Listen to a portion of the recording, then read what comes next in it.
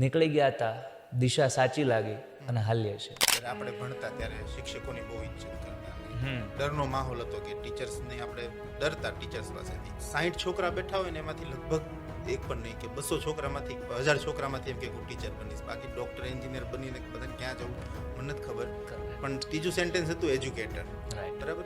ભણાવવાની field શા માટે પસંદ કરી? ભણાવવાની ફિલ્ડ પસંદ મતલબ સ્ટાર્ટિંગથી એવું કંઈ નહોતું કે ભાઈ આપણે એજ્યુકેશનના સેક્ટરમાં જવું છે.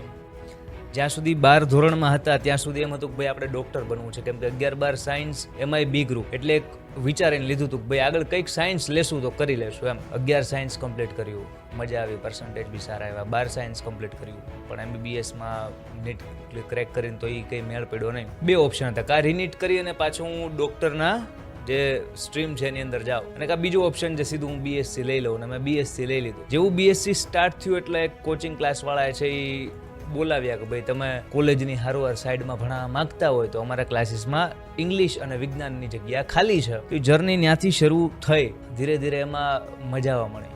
મને ક્યુરિયોસિટી જાગતી ગઈ. ધીમે ધીમે છે આજુબાજુના કોચિંગ ક્લાસમાં છે એ ડિમાન્ડ વધી કે ભાઈ અનિરુદ્ધ સર છે એને આપણે એપ્રોચ કરીએ કે જેથી આપણા સ્ટુડન્ટ્સને ઇંગ્લિશ ભણાવે. પછી ધીરે ધીરે છે એ ઓનલાઈનના આખા ફેઝ ને એ બધું વસ્તુ ચાલુ થઈ.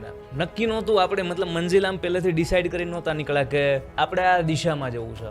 નીકળી ગયા હતા, દિશા સાચી લાગી અને હાલ્ય છે.